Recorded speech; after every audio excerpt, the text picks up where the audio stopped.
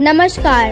आप देख रहे हैं यूपी दर्पण न्यूज 24। यूपी दर्पण न्यूज 24 में आप सभी दर्शकों का स्वागत है। आज के मुख्य समाचार।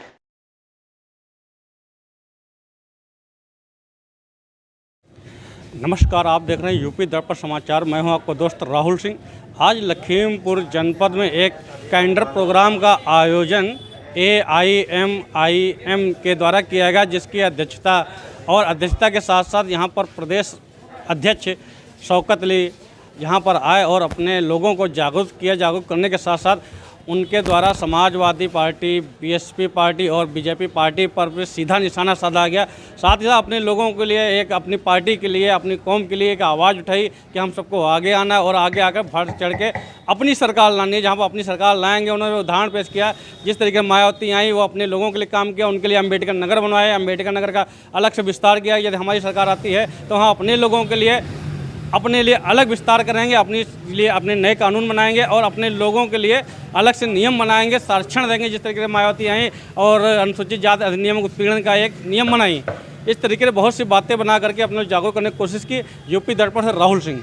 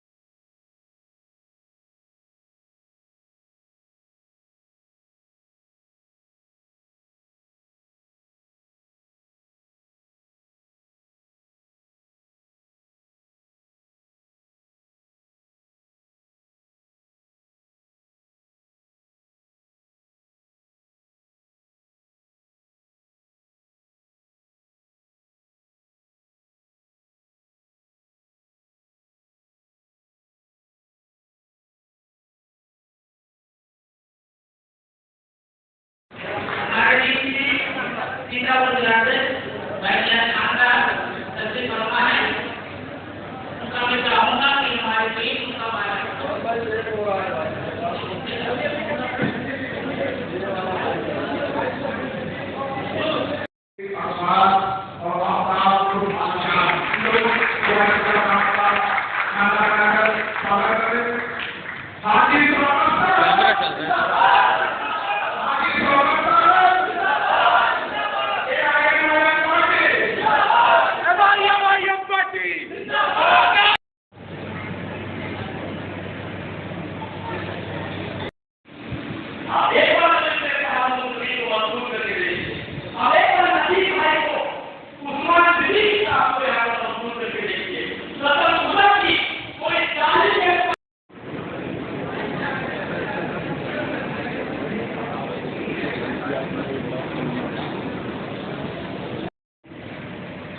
वो यहूदी है जिसकी तादाद 1% की दुनिया के अंदर नहीं है।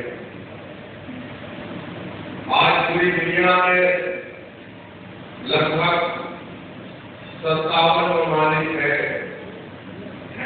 जिसके हुक्मरान मुसलमान है। वही दुनिया का एक ऐसा शहर, एक ऐसी स्थित जिसकी लंबाई और चौड़ाई 12 किलोमीटर चौड़ी और 42 किलोमीटर लंबी है, जहाँ पर 23 लाख मुसलमान बसता है। आज हम जब अपने घर पर खाना खाकर के सो रहे हैं, एयर कंडीशन कमरों में है, तो वहीं पर वो हमारा मोमिन भाई खाने के बगैर मर रहा है। बच्चों पर, औरतों पर, बूढ़ों पर जुल्म कर रहा है। हिटलर ने जो काम यहूदियों के साथ किया था, उससे भी ज्यादा बर्बरता अगर कोई कर रहा है तो वो कुत्ता नेतन्याहू कर रहा है, जो गजा के अंदर हो रहा है। पूरी दुनिया खामोश है, अरब खामोश है। करोड़ों अरबों डॉलर के जहाज अमेरिका के प्रेसिडेंट को गिफ्ट किया जा रहा है। शामिल की है उस लड़की को, इकरा हसन को, जो एक सांसद है, योगिता मैडम ने कहा कि मैं इकरा हसन से शादी करने के लिए तैयार हूं। और भी चीजें उसने कहा, मेरे घर आए, मेरी बीवी से इजाजत नहीं दिया, वो नमाज नहीं पढ़े, ये करे वो करे, मैं उससे निकाह करूंगा, शादी करूंगा। दीजिए, समाजवादी पार्टी में कोई गुस्सा नहीं, समाजवादी पार्टी के किसी नेता का कोई बयान नहीं, कुछ भी नहीं। पार्लियामेंट की मस्जिद में समाजवादी पार्टी के लोग मस्जिद के अंदर बैठे थे ना, आप लोगों ने फोटो देखा होगा। वहां के इमाम साहब मौलाना मुजीबुल्लाह नकवी, सबके इमाम, अपने नेता रामपुर के सांसद को लेकर के बैठे थे। मस्जिद में किसी को रोका नहीं जा सकता है, ये बात सच है। हम नहीं रोक सकते। मस्जिद मेरे बाप की जागीर तो नहीं है, मस्जिद अल्लाह का घर। लेकिन मस्जिद में इंटर होने की कुछ शर्त है। गुरुद्वारा में जाने के लिए शर्त यह है कि उसके सर पर कपड़े होने चाहिए। किसी भी समाज का आदमी गुरुद्वारा में जाता है तो अपने सर पर कपड़े बांधता है। लेडीज अगर है तो दुपट्टे को सर पर डालती है, डालते कि नहीं डालते, ये शर्त है। आपको और भी किसी धार्मिक प्रोग्राम में जाना है, वो शर्तें मैंने कहा था आपको, 11% जो बाबा साहब के मानने वाले, उनकी एंट्री नहीं है मंदिरों में, बाकी लोगों की एंट्री है। कुछ रीजन होगा, उनका मामला हमको नहीं मालूम क्यों है, लेकिन हर चीज का एक संविधान होगा। मस्जिद का भी एक संविधान है। क्या है वो? आप पाक हो, बदन पे कपड़े हो, मर्द है उसका घुटना ढका होना चाहिए, बदन पे कपड़े होने चाहिए, कुरियानियत नहीं झलकनी चाहिए। औरत है उसके सर पर पल्लू हो, जिसम पर पूरे कपड़े हो, कुरियानियत नहीं दिखनी चाहिए।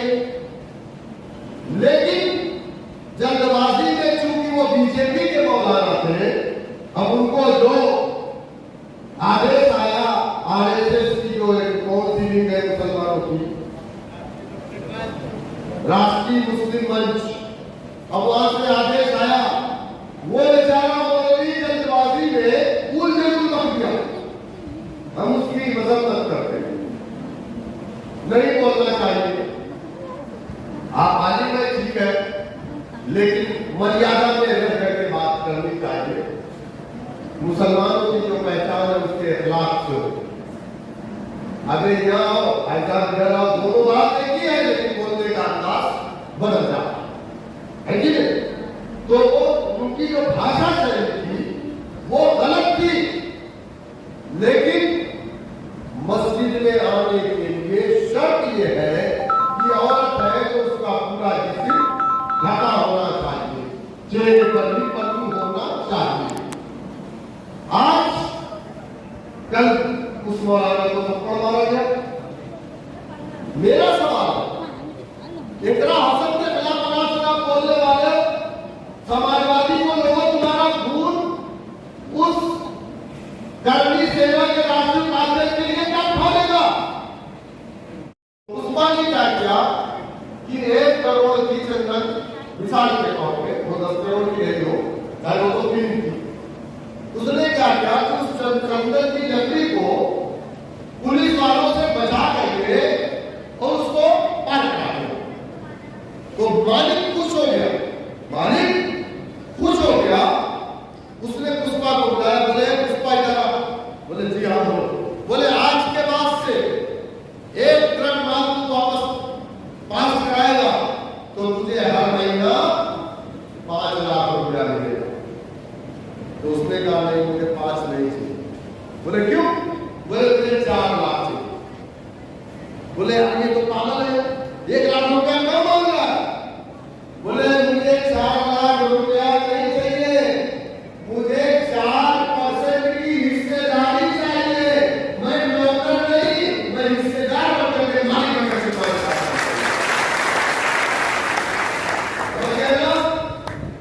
तो ये जितने लोग हैं ना, तो इनको कंडीशन नहीं आती, उनको ठीक करके आओ, आप ठीक करके आएंगे।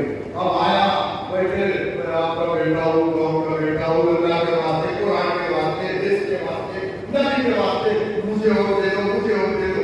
जीत करके गए, वहाँ इनाम मिल गया, इनाम मिल गया। आज आपके द्वारा लखीमपुर में एक छोटी सभा का संबोधन किया गया है, जहाँ पर आपने समाजवादी, बीएसपी और बीजेपी तंज कसे हैं। क्या कुछ अपने लोगों को कहना चाहेंगे? ये तंज नहीं, वो हकीकत है, और ये जनसभा नहीं, ये कैडर प्रोग्राम था। हमारी पार्टी के जो पदाधिकारी हैं, कार्यकर्ता हैं, वो इसमें सम्मिलित हुए थे, और ये लगातार प्रोग्राम पूरे प्रदेश में हमारा चल रहा है। और ये सही बात है कि अब तक की सरकारों ने मुसलमानों को सिर्फ इस्तेमाल किया डिस्पोजल गिलास की तरह। अगर इन्होंने मुसलमानों के साथ जिस तरीके से अपना बोलते हैं, अगर इन्होंने किया होता तो शायद कि आज मुसलमान दलित से बदतर ना होता। लखनऊ में नहर बनाने के नाम पे बेघर किए गए, दिल्ली में 1200 मकान गिराए गए, इस संबंध में क्या कहेंगे? देखिए, मैं तो पहले ही कहा कि ये सरकारें नाइंसाफ़ियाँ कर रही हैं, वो गलत कर रही हैं। मुसलमान अगर बंगला बोलता है तो उसको कहते हैं ये बांग्लादेशी है। क्यों ऐसा कह रहे हैं भाई आप? जिसके दादा और परदादा यहीं मर गए, यहीं दफन है, उसको आप बांग्लादेशी बोल रहे हैं, उसके घरों को तोड़ दे रहे हैं। ये तो गलत किया जा रहा है ना। वही दूसरी तरफ फतेहपुर में एक आरिश नाम के बच्चे की मौत हो जाती है, उसको मार दिया जाता है, हाँ, उसको कत्ल कर दिया जाता है। आज तक आरोपियों के घरों को नहीं तोड़ा गया, बुलडोज़र ही नहीं फतेहपुर में। हम जाना चाहते थे वहाँ पर, हमको रोक लिया, नहीं जाने दिया। तो ये नाइंसाफ़ियाँ हो रही है मुसलमानों के ख़िलाफ़। हम इसीलिए तो हम लोग ये लड़ाई लड़ रहे हैं। अच्छा, आप मुसलमानों के लिए लड़ाई लड़ रहे हैं, लेकिन आपने कहा है कि समाजवादी का मुसलमान, बसपा का मुसलमान, कांग्रेस का मुसलमान, तो क्या मुसलमान भी अलग अलग हैं? बिल्कुल है, बिल्कुल है। जुल्म के ख़िलाफ़ बोलने वाला MIM में होगा, और जुल्म के पर चुप्पी साधने वाला समाजवादी में होगा। आप देख लीजिए इकरा हसन डिम्पल यादव पर, एक हसन पे चुप्पी है, डिम्पल यादव पे खून खौल रहा है। क्यों? अब बाकी फ्रीज हो गया था क्या खून उस वक्त? वर्तमान सरकार जो है सबका साथ सबका विकास लेकर के नारा देकर झूठी बातें हैं, सब फर्जी बातें हैं। एक बात और जानना चाहेंगे, आपने पूरे जो संबोधन किया इसमें कहीं आपने शिक्षा का जिक्र नहीं किया है, ऐसा क्यों? नहीं हमारी आप देखिए, नहीं कहा कि आप पढ़कर आ गए हैं, शिक्षा का जिक्र आपने कहीं नहीं किया है। जब हमारे गांव में जब स्कूल नहीं खोले जाएंगे तो हमारे बच्चे शिक्षित कहाँ होंगे? मैंने तो यही बात कही है ना, मैंने यही बात कही है कि हमारे इलाकों में स्कूल नहीं है। क्या आपने स्कूल के लिए वोट डाला? क्या आपने अस्पताल के लिए वोट डाला? हमारा लिटरेसी रेट आज दलितों से भी नीचे है। लिटरेसी रेट कभी दलितों का नीचे हुआ करता था। आपने शायद मेरी बात को गौर से सुना नहीं, मैंने सारी बात कही। एक सवाल कहा कि हमारे एरिया में स्कूल नहीं है, ऐसा कोई भारत में मोहल्ला नहीं है जहाँ पे हिंदू मुस्लिम या ओबीसी एससी अल्पसंख्यक सब लोग एक साथ रहते हैं। अगर वो उस स्कूल में जाते हैं तो आपका जो शिक्षा का जो क्षेत्र है वो आपके बिरादर क्यों नहीं जाते हैं? मैं ये जानना चाहता हूँ। आपने अभी संबोधन में कहीं ये नहीं कहा कि आप लोग शिक्षित होइए, शिक्षा का आपने जो है विस्तार नहीं किया। देखिए मैं लोगों को आपने बोला कि वो पढ़ करके नहीं आए हैं, आपने शिक्षा का शब्द का प्रयोग नहीं किया, बस ये बात बताना चाहता। देखिए मैं आपको बताऊं, आरएसएस के कितने प्राइमरी पाठशाले चल रहे हैं पूरे देश में, कितने मुसलमान उसमें जाते हैं पढ़ने के लिए। हमारी जो बुनियादी तालीम होती है, हमको सबसे पहले अल्लाह और उसके रसूल सल्लल्लाहु अलैहि वसल्लम के बारे में समझाया और पढ़ाया जाता है। उसके लिए हमारे हर गांव में हम लोगों ने सरकार की मदद से नहीं बल्कि लोगों के चंदे से हम लोग एक मकतब मदरसा, जिसको आज की तारीख़ में कहा जा रहा है, मकतब कायम करते हैं। और हमारे बच्चे अपनी जो बुनियादी तालीम है वो उसी मकतब से लेते हैं। तब तो उनको मालूम होगा कि हमारा धर्म क्या है, हम किस मज़हब के मानने वाले हैं, हमारे यहाँ शराब हराम है या हलाल है, हमारे यहाँ सूअर का गोश्त हराम है या हलाल है। हम अपने आका को, नबी करीम सल्लल्लाहु अलैहि वसल्लम को, अल्लाह की वहदानियत को हम उसी मदारिस से, इसीलिए बीजेपी सरकार उसको तोड़वा रही है। और आप किस शिक्षा की बात करेंगे? बीजेपी सरकार तो स्कूल बंद करा रही है। हाँ भाई, अगर वेदों में मांस और मदिरा दोनों का लफ्ज़ आया है ना, तो आप कांवड़ियों के लिए शराब की दुकानें खोल दिए, गोश्त की दुकानों को बंद करा दिया, क्योंकि गोश्त बेचता कौन है? मुसलमान। समझो इस बात को। जो स्कूल बंद हुए उसके बाद क्या गलत हुआ। स्कूल बढ़ने चाहिए, आप बंद कर रहे हैं। शराब की दुकानें बढ़ रही हैं, स्कूल कम हो रहे हैं, आप गलत कर रहे हैं। और सुनिए, आजमगढ़ ज़िले में जीयनपुर तहसील में एक गांव है जिसका नाम बासुपार है। पूरे उत्तर प्रदेश में उतना खूबसूरत प्राइमरी पाठशाला कहीं नहीं है। हर रूम में एयर कंडीशन लगा है, हर रूम में। और किसने बनाया मालूम है आप? वहाँ के जो ग्राम प्रधान है हमारी पार्टी के हैं, वहाब भाई हमारे सीनियर लीडर हमारी पार्टी के हैं, उन्होंने बनाया है। पूरे उत्तर प्रदेश में एक प्राइमरी पाठशाला वैसा नहीं है। जिस दिन हमारे लोग इंशाअल्लाह सियासत में आएंगे, उससे खूबसूरत स्कूल बना करके पूरे प्रदेश में दिखाएंगे।